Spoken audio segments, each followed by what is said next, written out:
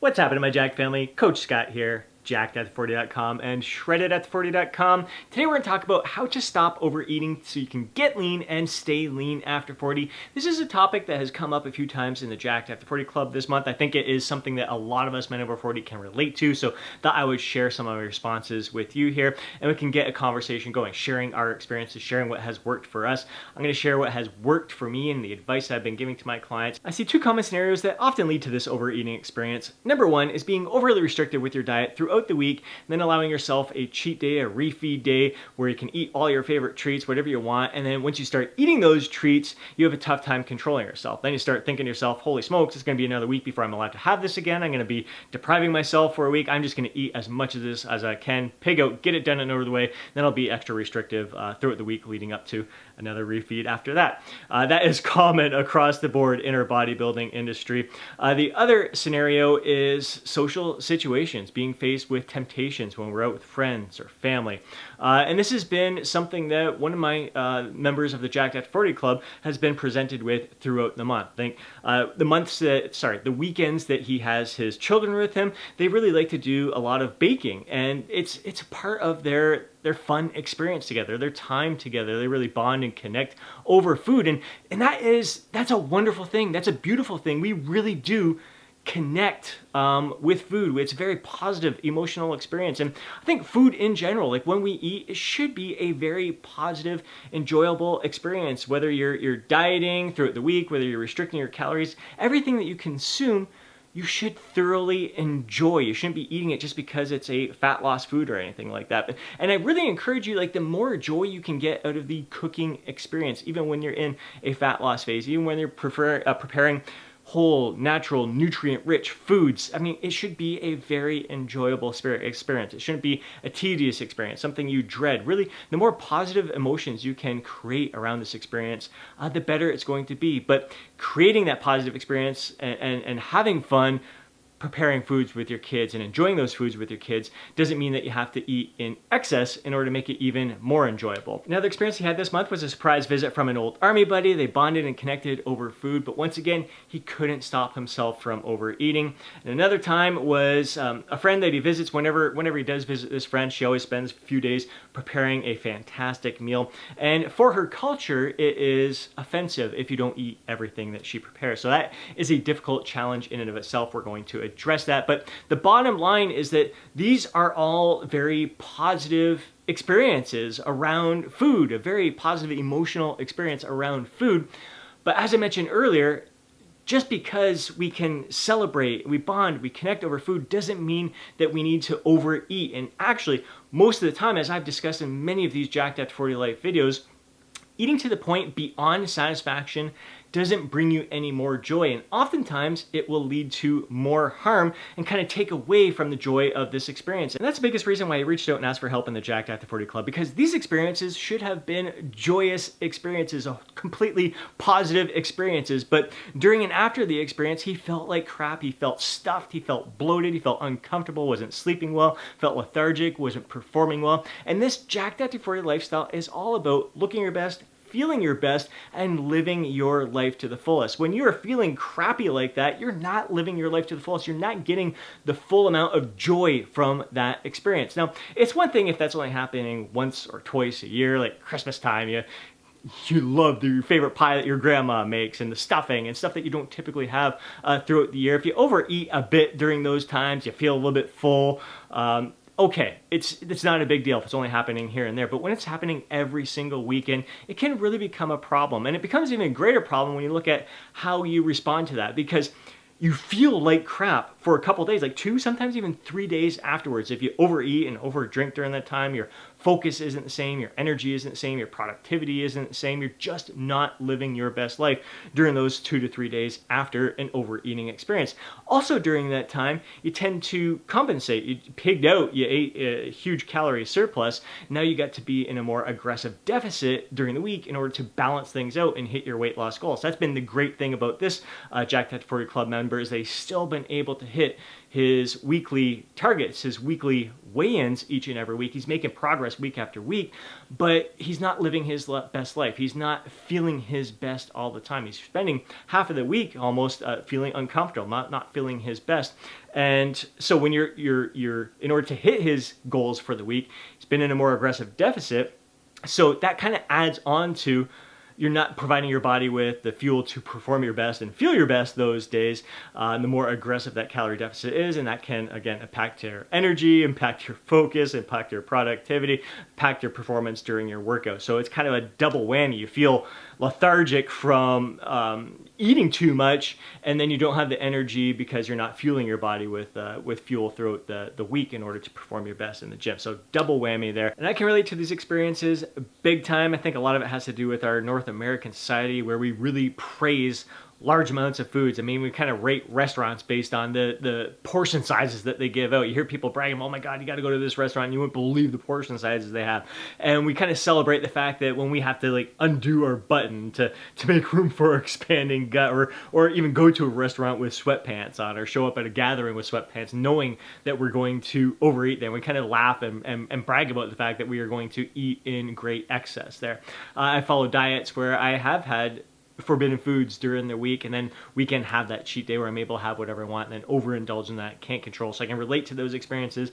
And again, like about 5 years ago when I went through that last 12-week cutting phase, I was out with the guys every Friday night, and I would overindulge that point. And again, it would be a couple of days where I would be feeling like absolute crap, and I'd be in an aggressive deficit for the week, but I would hit my my calorie targets at the end of the week, hit my weight loss goals at the end of the week.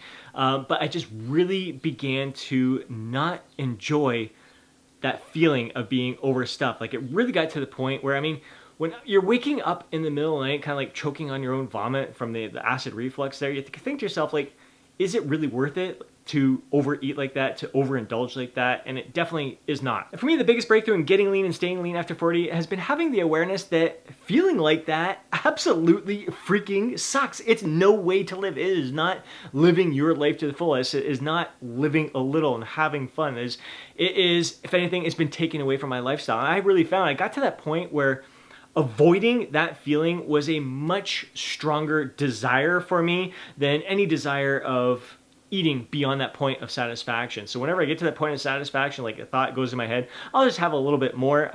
In my head, I'm thinking, I do not want to feel like crap. I do not want to have acid reflux tonight. I do not want to feel uncomfortable, bloated. I don't want to feel lethargic for the next few days here. So I stop myself at that point, because I have experienced that feeling of being overstuffed so much in the past that I never want to experience it again. If it happens, it's just so minute. It's just so barely over that point, to the point of overeating, that it's not going to affect me. Like, I'm not going to have acid reflux at night. I'm just going to feel a little uncomfortable, a little bloated, but nothing too severe, something that's not going to take days to recover from. But I will never get to that point of being so freaking overstuffed where, again, I'm choking on my own vomit in the middle of the night, and that's interfering with my sleep and comfort and all that kind of stuff. It just, again, there's certain drives for us. They're avoiding pain and gaining pleasure. That is, like, avoiding pain is a huge driving force for me, more so than any kind of pleasure that I experience from overeating. Really, like I said, you're not getting any more pleasure. A lot of times when you're eating beyond that point of satisfaction, as I mentioned many times in